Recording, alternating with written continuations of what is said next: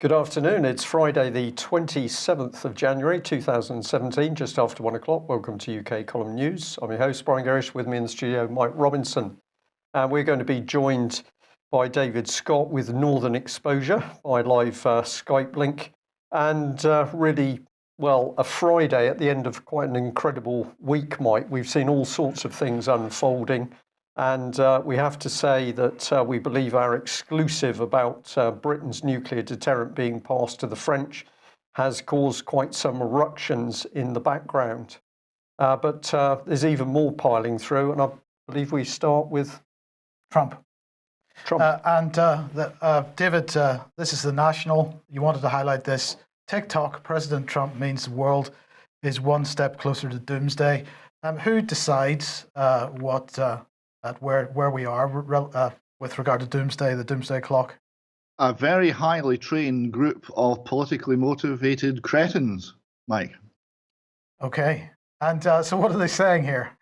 Well, it's completely arbitrary. It means nothing. It's simply their view of Trump and of the world in political metaphor language. And as such, it's not very helpful because it dissuades people from looking at the real truth, the actually forming a proper assessment of Trump, what's good about him, what's bad about him, what's really dangerous. And it also asks people to turn off to all the dangers from the left, because we can be assured if Hillary Clinton had won the election and was busy organising action in the Ukraine and potentially starting World War III with Russia, that Doomsday Clock would have gone safely backwards or stayed where it was. They would not have been making this sort of claim. Indeed. But when we visit Donald Trump, we've got to use a certain type of spoon. Well, this is the very moderate view of The Guardian here. Use a long spoon. So this refers to if you're going to sup with the devil, be sure to use a long spoon. So in the view of The Guardian, Trump is Satan, so that's a very moderate view from The Guardian there. And yet they have a very satanic-looking image of Theresa May there. yes, there's a lot of those in the doing the rounds, of course. But yes, the picture editor did a good job here in backing up the extreme nature of the headline they gave this. Yeah, okay, but you know, the wall is being built, and the BBC particularly unhappy that Donald Trump seems to be meeting many of his obligations that he said he would almost within the first week. He's had quite a busy first week. I mean, people have been saying, well, what did all the other presidents do with their time? Because people can't remember it ever as much being done. Whether you love it or whether you hate it or whether you have mixed views, it's certainly not been dull. And he has made a lot of things move right from the get-go. So yes, he's hit the ground running. David, just on that image, I was fascinated. Does that mean that Trump has actually banned McDonald's and pushed that over the border into Mexico as well? Because if he has, I'm afraid I'm going to have to start voting for him. I don't know where what his policy is on fast food. I suspect, though, he might be for it. Yes, okay, well, look, let's move on to Theresa May, because, of course, she is mentioned in that last headline and is visiting the United States at the moment, the first Western leader, apparently, to go and visit Donald Trump. She gave a big speech to the Congress yesterday. We'll just pick a few pieces out of this and see what it says. She began by saying how wonderful it was to be there and whatnot, but she said the United Nations, in need of reform but still vital, has its foundations in the special relationship from the original Declaration of St. James Palace to the declaration by the United Nations signed in Washington and drafted themselves by Winston Churchill and Franklin D. Roosevelt. The World Bank and the International Monetary Fund, born in the post-war world at Bretton Woods, was conceived by our two nations working together. And NATO, the cornerstone of the West defence, was established on the bonds of trust and mutual interest that exist between us. Some of these organisations are in need of reform and renewal to make them relevant to our needs today, but we should be proud of the role our two nations working in partnership played in bringing them into being and in bringing peace and prosperity to billions of people as a result. So it's my honor and privilege, blah, de, blah, de, blah. But she really was highlighting the need to renew the special relationship. And it was interesting that earlier in the week, Theresa May was saying that it was a special relationship that allowed her to criticize Donald Trump for comments that he had made during the week. And so I don't know whether either of you have any thoughts on what the exact nature of this special relationship is. David, any thoughts? I certainly do. It was I was reading the very excellent book The Deluge, which is concerning the events of World War I, and covers and its main theme is the emergence of the United States as the hegemonic world power.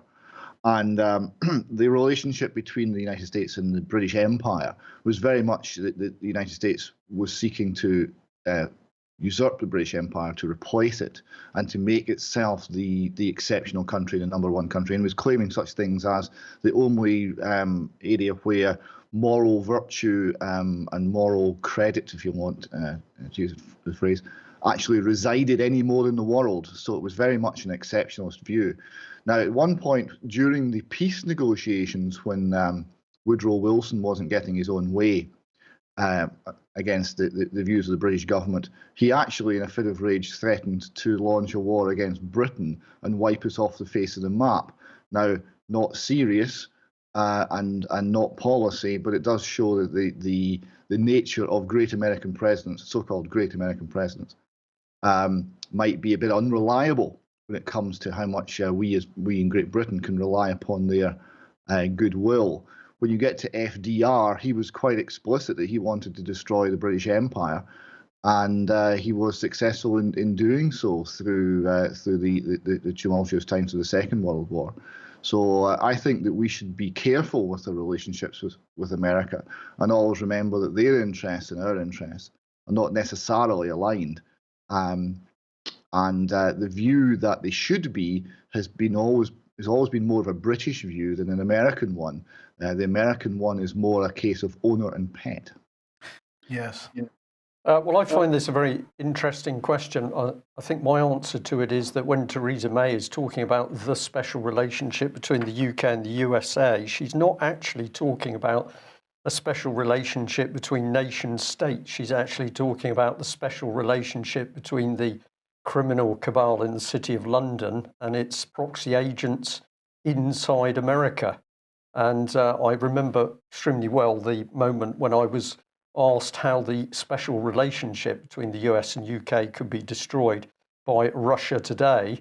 And I emphasised this point that this isn't politics between two countries forming the special relationship. This is the criminal elite, principally through the City of London.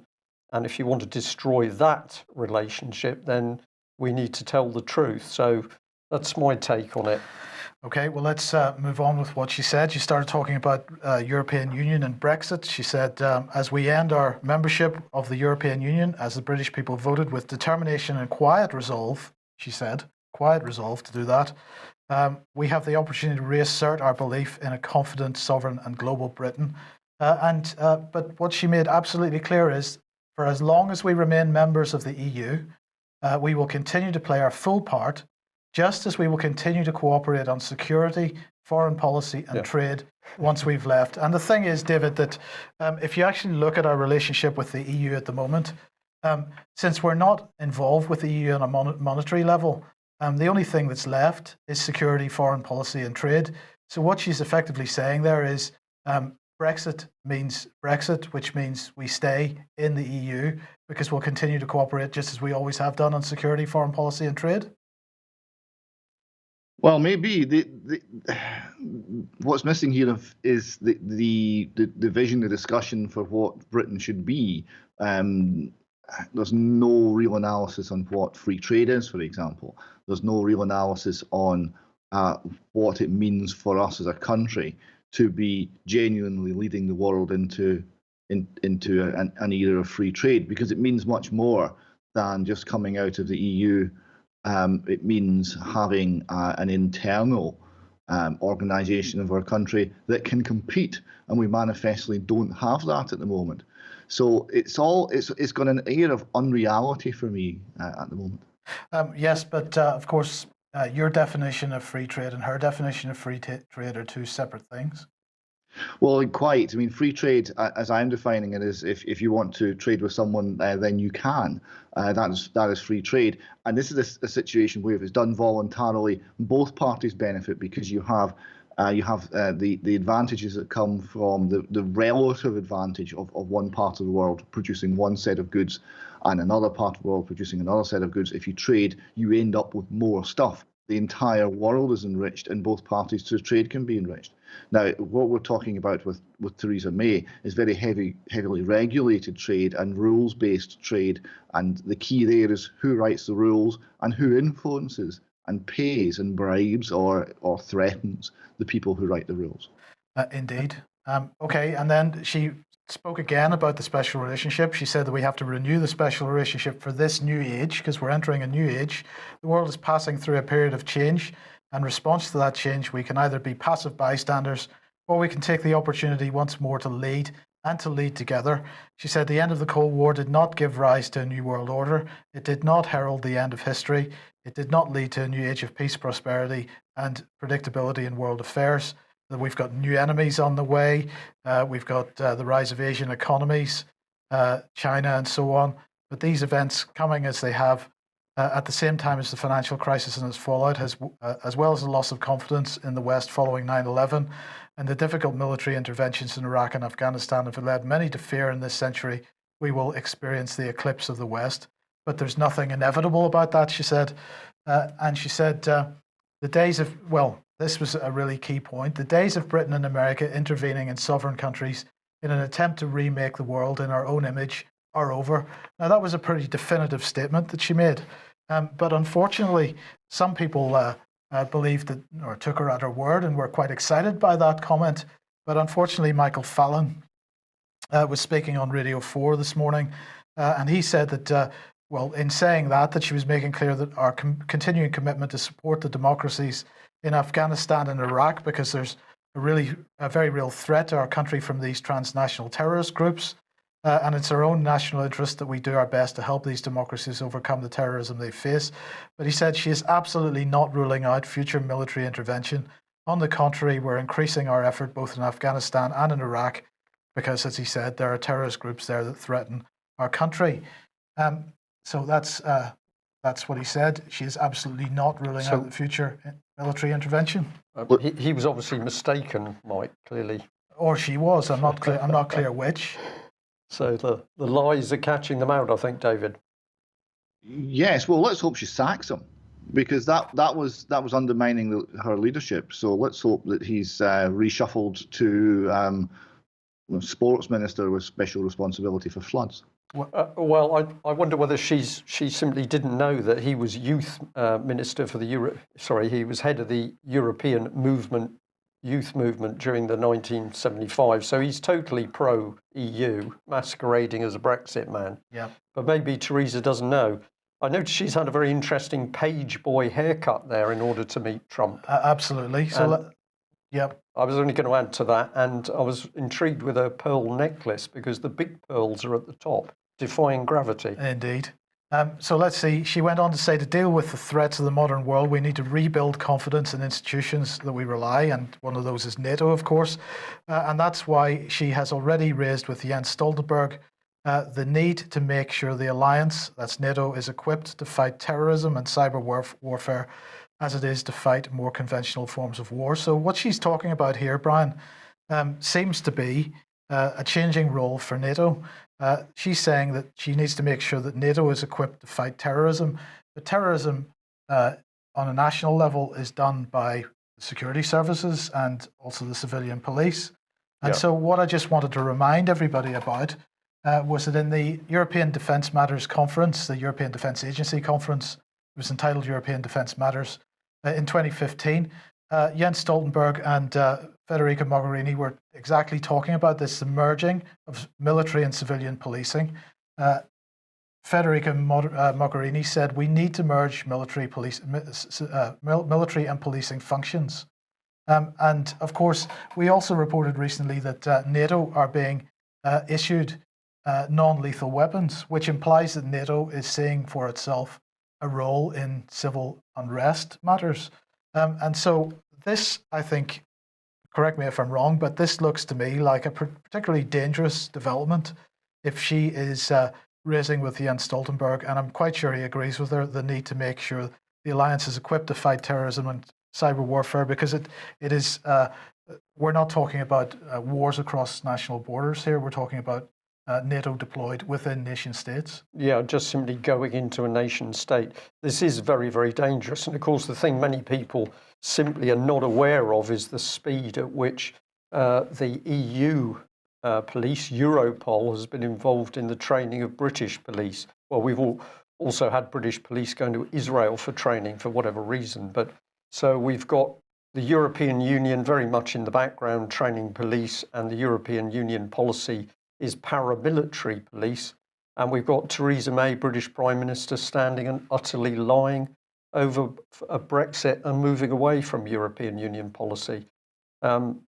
David, it's almost getting difficult to comment on this because it is so obvious the extent of the lies and deceit. Well, only a few days ago, Trump had said that NATO was obsolete. And I thought that was an extremely well-chosen word, because NATO was created to resist the threat, which was real, from the Warsaw Pact and the Soviet Union, which had a philosophy of worldwide conquest and the means to do it. That threat has gone. The Russia of today is nothing like the Soviet Union of the 1960s and 70s. And obsolete seemed to be exactly the right word. And I'm unclear what its purpose is. And I'm also unclear as to what these new enemies are that Theresa May is talking about. I mean, excluding the ones we actually fund, who are the new enemies? Well, excluding the ones that we fund, we don't have any new enemies. It's only the ones that we fund. Yes, and this is the idea of perpetual war. This is war as peace. This is war as the life of the state. War as a political justification for suppression of liberty at home. This is very threatening. And what we need to be realizing is that there is a possibility of peace. We don't need to be viewing Russia, for goodness sake, as an enemy. And the degree of problems around the world that exist are a fraction of what they were through virtually all of the 20th century. And we seem to be being led by people who either can't see the opportunities, or are determined to create problems for their own reasons. Okay, well, let's go move on with this, because she then went on to talk a little bit more about the fact that she's pursuing talks with President Trump and his new administration about a new UK-US free trade agreement in the coming months. Now, we should remember that when President Trump tore up TPP, he had this to say: we're going to stop the ridiculous trade deals that have taken jobs out of our country and taken companies out of our country. And I suppose there are many people who are maybe a little bit skeptical about what Trump is and what he represents, that are waiting to see what he's going to do. And to be honest, this issue of free trade, and we're talking here about the type of free trade that Theresa May is offering, which is not what David Scott is referring to. We wait to see what he does with this, because, of course, well, let's see what Michael Fallon had to say. He said that Britain and America share values in common. We have interests in common, ideas which we believe include, for example, supporting the international rules-based order by which the Western democracies deal with each other and trade with each other. And we think it extremely important that other countries, and he mentioned China specifically, abide by those rules as well. And that he believes that we're going to be working with the United States to de-escalate tensions in the South China Sea and to help to encourage China into the international system. So it's not just with the United States that we want to develop these free trade agreements. It's with, as we've mentioned many times, with all countries right around the world. And Brian, one of the key points here is we are, at least Theresa May is still pretty unhappy. Those that are behind the rules-based international order, shall we say, are unhappy about the BRICS and what the Chinese and the Russians are doing there with the Silk Road project and so on. And they absolutely want to try to draw them into this network of free trade agreements? Well, it's the soft power, isn't it, Mike? Yeah, you slide to a country via the trade. You can control that trade. You control the banking. You control the aid, and ultimately you control the country, particularly with the help of media, which we're going to talk about in a minute. But significant that Theresa May said, "Well, we didn't achieve the New World Order then." As she's talking through, I'm thinking, yeah, we didn't achieve it then, but we're still headed towards it now. But we call it rules-based. We've changed the name. Yes. Well, Michael Fallon, something else that he said this morning on the Radio 4 interview is that we have a really great deal with the United States with regard to defence procurement and defence industry, because we take out big contracts with huge US defence companies, and in return, we get some super little subcontracts from them. Like maintenance of the F-35. This is exactly it. So here's Harriet Baldwin here, and she has announced, she said in the week of the UK's industrial strategy, Minister for Defence Procurement, Harriet Baldwin, met with Boeing International President Mark Allen to mark the successes of a joint initiative to build UK prosperity and growth. This is the MOD and Boeing working together to build this UK prosperity, and they're doing that by a new commercial airline hangar to be constructed at Gatwick. That's going to be 100 jobs. Collaboration on a new £100 million P8A operational support and training base at RAF Lossiemouth. That's going to be 100 new jobs. They're facilitating a visit to Seattle for 37 UK suppliers to deepen relationships with Boeing. So that's good. They're training courses for UK suppliers on how to win additional business from Boeing. And there's going to be educational partnerships with the Royal Academy of Engineering. So far they've mentioned 200 jobs out of this. Yeah, but they mentioned Boeing a lot. And of course, it'll be Boeing that takes over British aerospace. And that will be the end of our defence industry. Will then be totally dependent on the European procurement system, and the Americans will be torn between two masters. So there's big trouble coming here. Absolutely. So with the quote here from Harriet Baldwin is, Britain's defence industry plays a key role in delivering an economy that works for everyone. And she said that Boeing expects to increase their UK workforce by 50% by 2020. Well, 50% is 600 jobs by the end of this Parliament. So that's fantastic. Yeah, and this is also the same lady that was simply unaware that we had major problems with our Type 45 destroyers. She thought, there was no trouble. There's going to be a contract to fix those engines. They're world-beating ships. They just can't work in warm water, but that's not a problem, Mike. Yeah. Okay, so that's Theresa May's speech and related issues. But let's go back to Trump, David, because there's Jeffrey Tucker here asking, must we pick a side?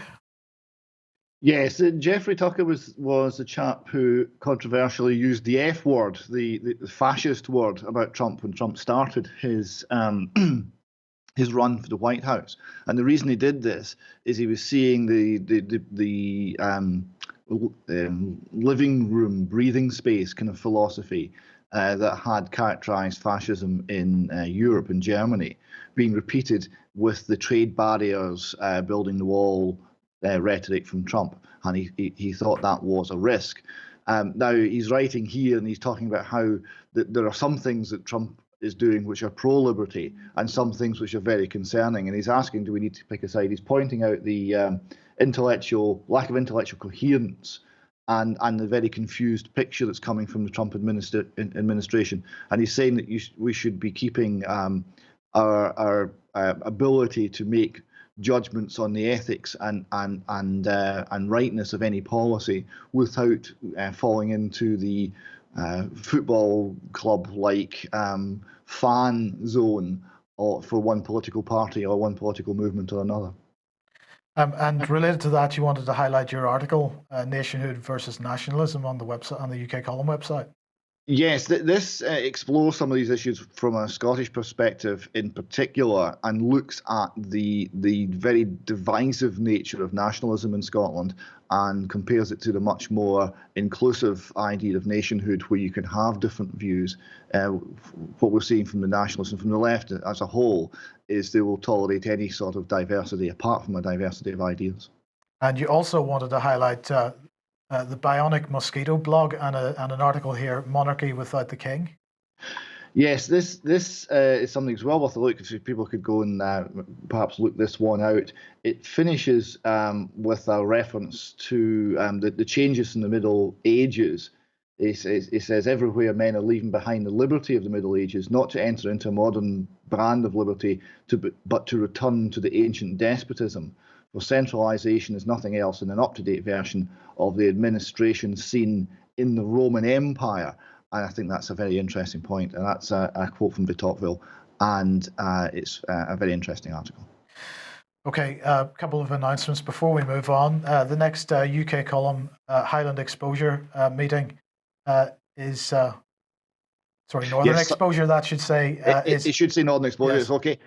Yes, Sunday the 5th of February, 2 till 5, we are meeting in the Brayport Centre in Dunblane, the Cathedral View Room, and we hope to see lots of people there. We're going to have a number of speakers on the general subject of fighting for justice. Okay, and I just want to mention that obviously earlier in the week we said that Ian Crane's Fracking Nightmare programme would be on last night.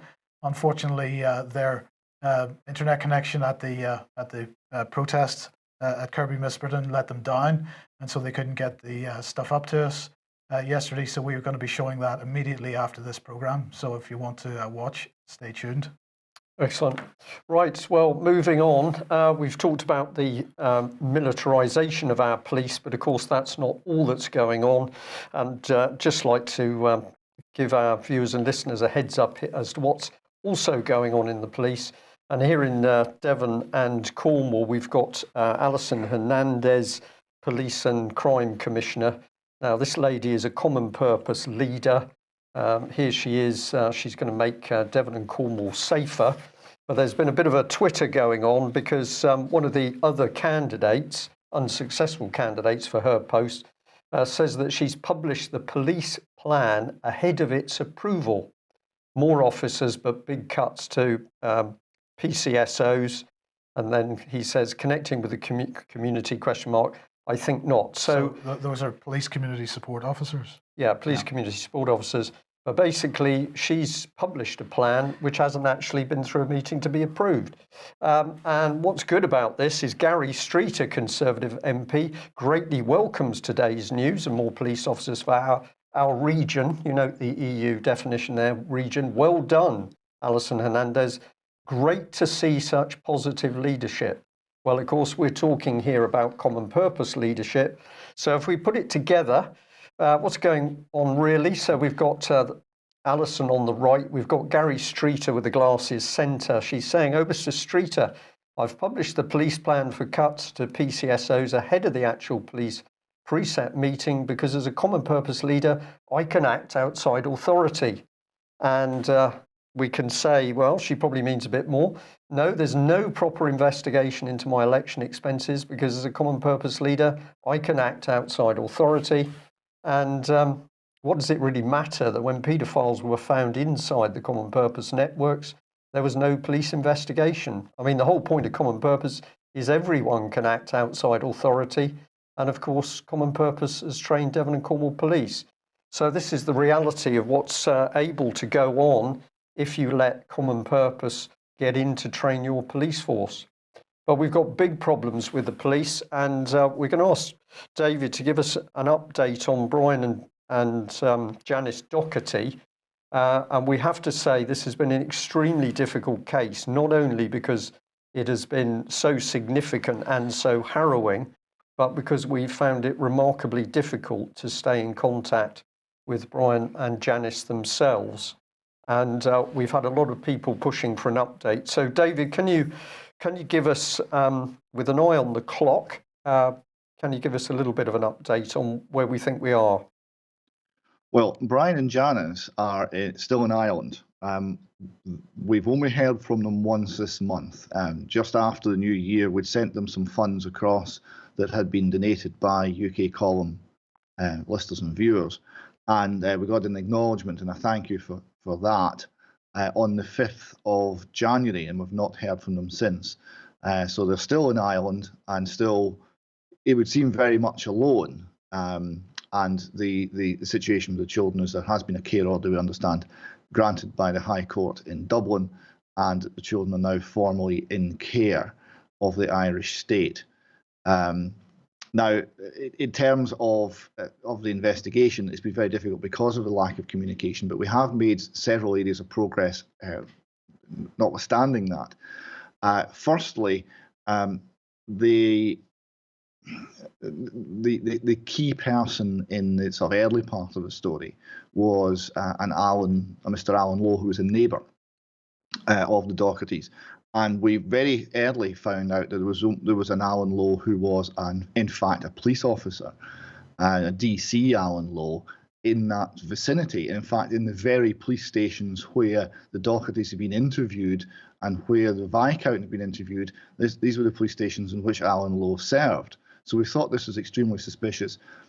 We then got a visual identification from the Dochertys that it was the same man.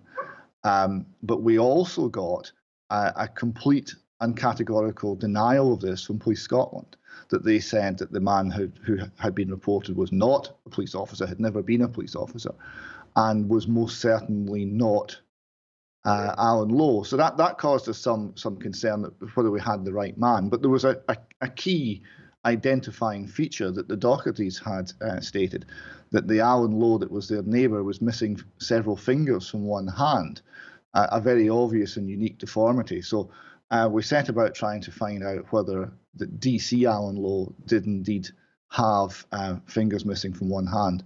And a few weeks before Christmas, we found out from two sources that this was in fact the case. So there is now no doubt at all that the Alan Lowe, who was their neighbour and who approached them and offered them £25,000, saying, "I want access to the boy," was in fact a serving police officer, DC Alan Lowe. And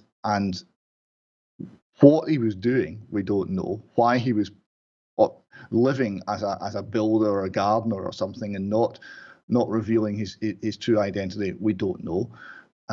We obviously can't even find out if it was some sort of police operation or undercover operation, because Police Scotland are not talking to us, and indeed are denying that it is the same man. But it seems clear that it was. So that's one area of significant progress. Right, that is of course really significant, and I know that there's more work that's actually been done around the case, but we can't move forward on that without some input by Brian and Janice themselves. We're going to say to people that at the moment we're holding money that's been donated. As David said, well, I think you just said they've already had some, but the key issue is that we have to be certain that the money that's moved to them actually reaches them on the ground. And so it's been quite a complicated situation, but we're going to hold those donations once there is, we're back in good communication with Brian and Janice. We'll be able to move those funds on and also give you a further update.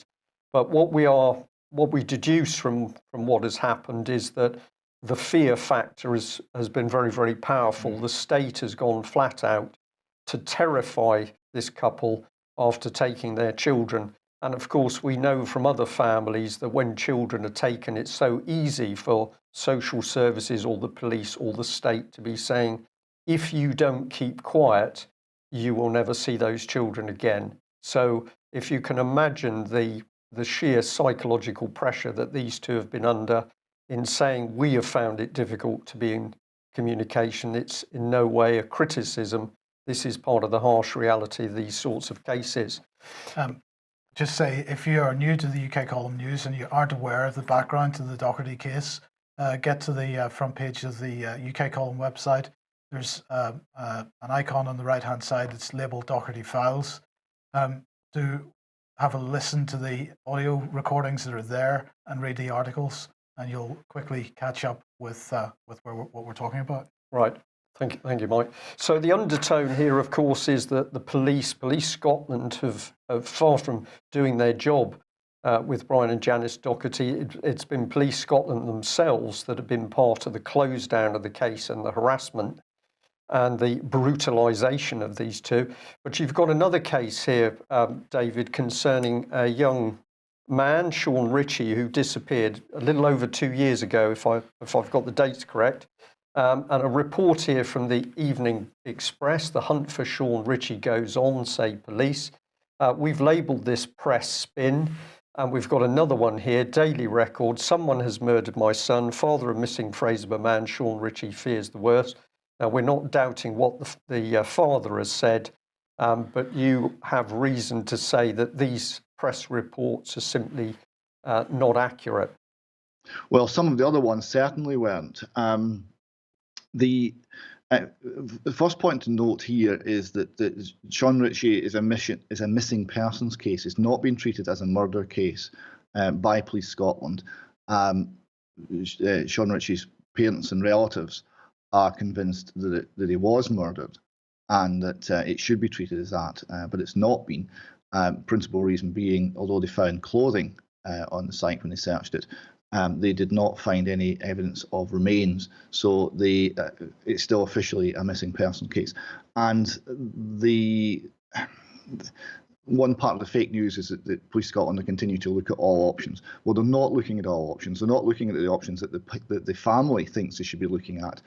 And any suggestion by the family that they should look at these options receives a very harsh and negative response. As you'll see here, this next article that's coming up here, this is actually fake news, right? Because this is Shaun's mother, Carol Ann Roy, and she was not arrested for wasting police time. This story was broken by the Press and Journal, and they said that she had been charged. Well, she was not charged for wasting police time.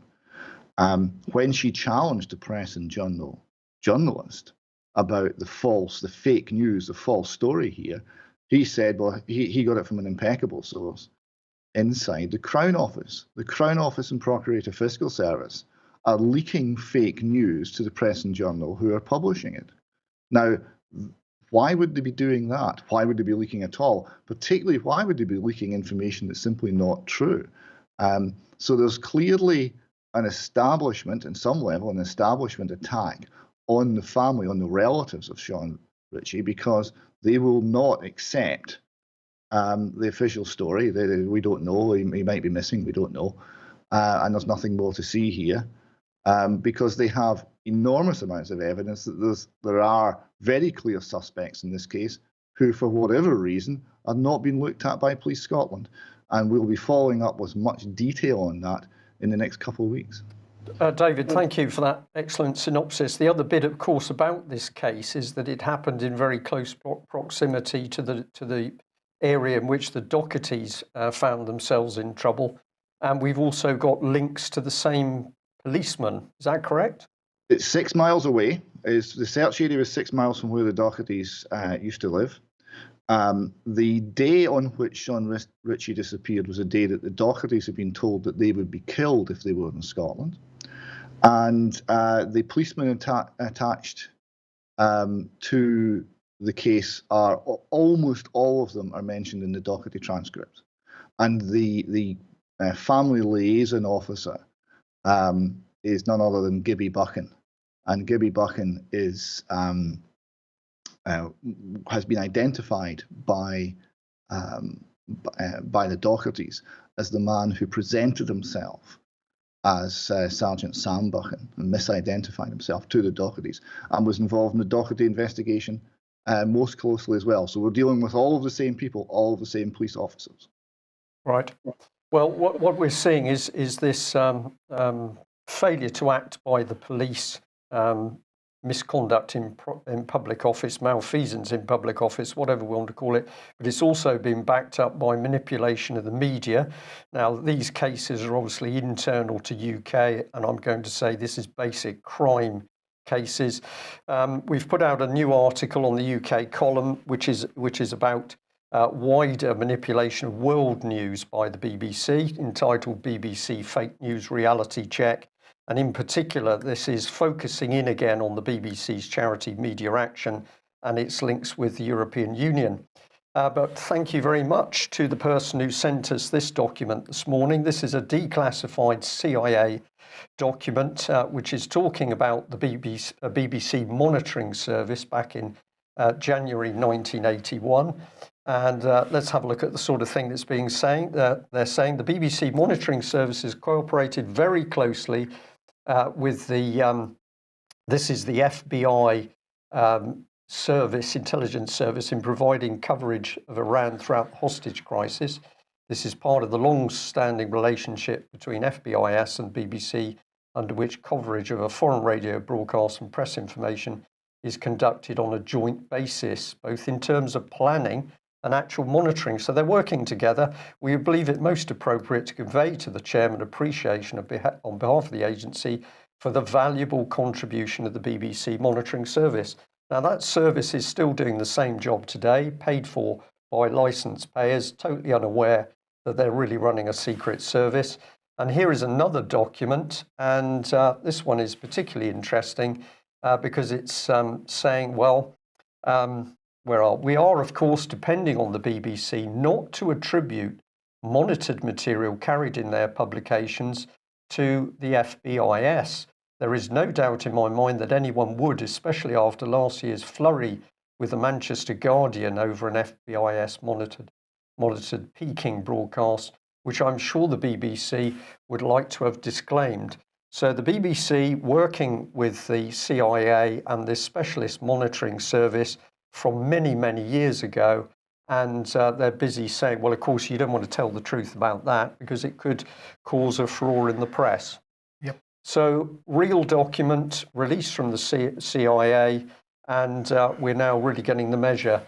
We put up this little diagram showing, of course, that we've got the BBC and its charity working with the EU, who's now set up their own propaganda machine, Don't Be Deceived. And they're busy paying Media Action vast amounts of euros, one project alone, 2.4 million euros. But if we put this together, we can bring in GCHQ, also involved. They're very big on LBGT and girls. They're recruiting a lot of girls to be trained up to be spying on the nation state. And we've got the Central Intelligence Agency. Where is the transparency and the accountability? Because I don't see it. No. And what can we say is happening on the ground? Well, back to BBC monitoring. This is off the front page of their own website. Kiev's baby steps into world of social media. So here is the BBC boasting about what's going on in Ukraine. Several Ukrainian state institutions have broken the mold by taking cautious steps towards, quote, well-calibrated communication with Ukrainian social media users to promote reforms. Here's the BBC working inside a country to destabilise and get its agenda at work. Among the agents of change are the Ministries of Economy, Finance and Defence, where teams of, quote, reformers use smart visuals and even fictional characters to spread marketing messages to the masses. So we are the herd. And it says here, it was at this crucial moment that YouTube, Facebook and Twitter proved helpful. The Finance Ministry released a series of animated videos explaining what is happening with Privat Bank, which has been watched by 120,000 users. And the message was that the bank was too big to fail and its nationalisation was the only viable option. And that was strengthened by the ministry's Facebook posts with link to Bloomberg and Financial Times articles. David, this is propaganda in your face by the BBC. And of course, if BBC monitoring is in there helping to make these changes, it says change agents, mainstream BBC then reports events as if they've happened autonomously with Ukrainians taking the decisions themselves. This is propaganda, it's fake news, it's subversion, it's outrageous. It's astounding. It makes the BBC report of World Trade Center 7's collapse 23 minutes before it actually happened seem a little more understandable. But it's astounding to see just how compromised the BBC is with all of these intelligence agencies. We had a small example of that in the Named Person campaign, where we found minutes from a government body months before the No to Name Person campaign had been asked to engage in a debate, saying that this government department was working with the BBC to set this up and organise it. It was a setup to get the right spin. Didn't quite work, but it was a setup to get the right spin, the government spin out over the BBC. It's a propaganda agency. And in answer to your question, Brian, the transparency, where is the transparency and the accountability? Well, we, the people, the families of this country, we have to be transparent to the government. We have to be accountable to the government. It's not working the other way around at the moment. So this perhaps explains Theresa May's comment that we're not going to be changing countries, nation states to our own image through military action. Yes. No, we're going to go inside. Send the BBC instead. Well, the BBC's into all of those eastern states in Europe. It's into Yemen. It's into Somalia. And what are they boasting about? The fact that they can use the BBC to train their own media people to then change the national agenda and produce BBC News. Is that a form of corruption? I think it's subversion. I think this is an act of war. If these countries really understood what's happening, the British are using the BBC to get into nation states to destroy them from the inside. That's an act of war. Yep. Okay. Well, speaking of corruption, then we have the Transparency International Corruption Perceptions Index 2016 just released. This is covering the perceptions of corruption in the past year to date. Now, they define corruption as the abuse of entrusted power for private gain. So this it's a pretty damning picture for the world as a whole, because what they're saying is that corruption is getting worse, not better. They're saying that only two countries scored higher than 90 out of 100 in their index. That was Denmark and New Zealand. And 54 of the 176 countries only 54 scored better than 50. Britain came 10th. This is both disappointingly and surprisingly, but of course it is only a survey, so it's perceptions rather than anything else. So Britain came 10th and scored 81 out of 100.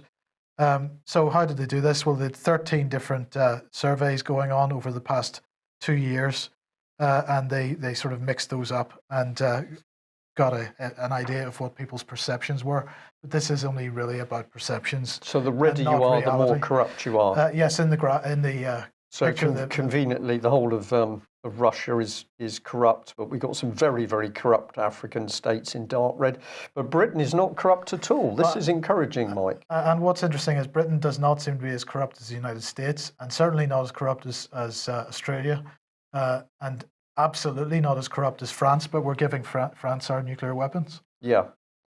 We don't believe the survey at all. We believe that the City of London should be a very intense dark red, and then we'll repaint the rest of the world from there out.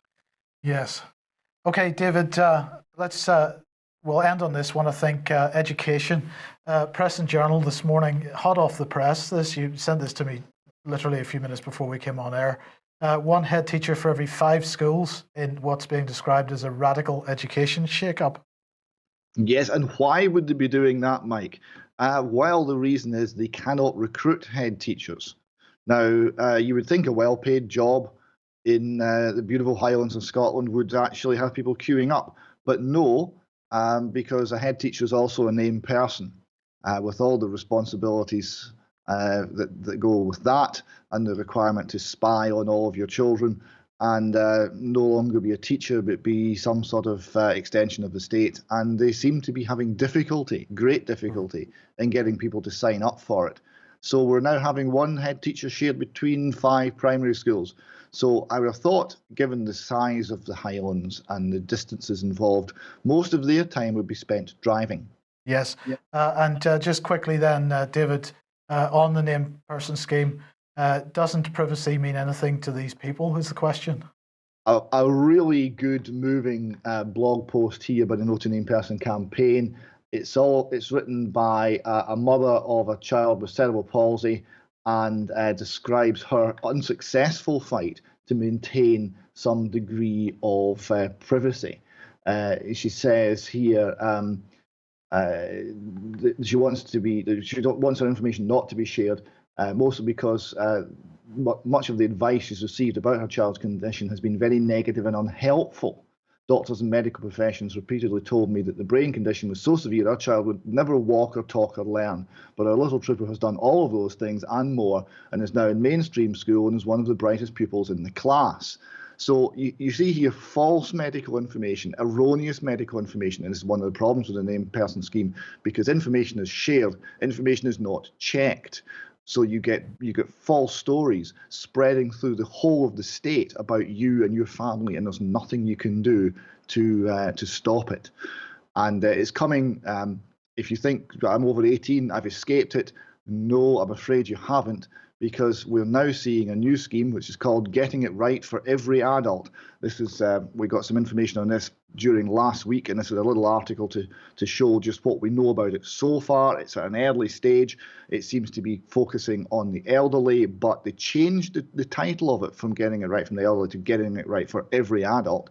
So there's probably a reason that name change has been made. It involves single points of contact. It involves the Shinari indicators. All of the things that were so heavily criticised and ruled unlawful by the Supreme Court are being rolled out for adults. So there you have it. No one is listening to law. Right. So that article on the UK Column website is what's that coming over the hill? And we'll just say, David, as a closing remark, in all the speeches that Theresa May and various other people have made recently, it's about no one being left behind. Well, yes, and we know what that means. This is the state taking control. This is the state making sure that your liberty is removed, but it's for your own good. So you should be a happy slave. Yep. Okay. Well, David, thank you very much for joining us. That brings us to the end of a pretty special week altogether. Things unfolding very quickly. Most of it particularly unpleasant. We are seeing a dictatorship install itself behind a lady who likes tweeds and pearls and blue rinses, but nevertheless, it's still a vicious dictatorship they're trying to put together. We are reporting it. We need your help. If you've read the articles that we've got up on the UK column at the moment, please share those with other people. Please be tweeting out and emailing to alert other people to what we're producing, because that is why we're doing it.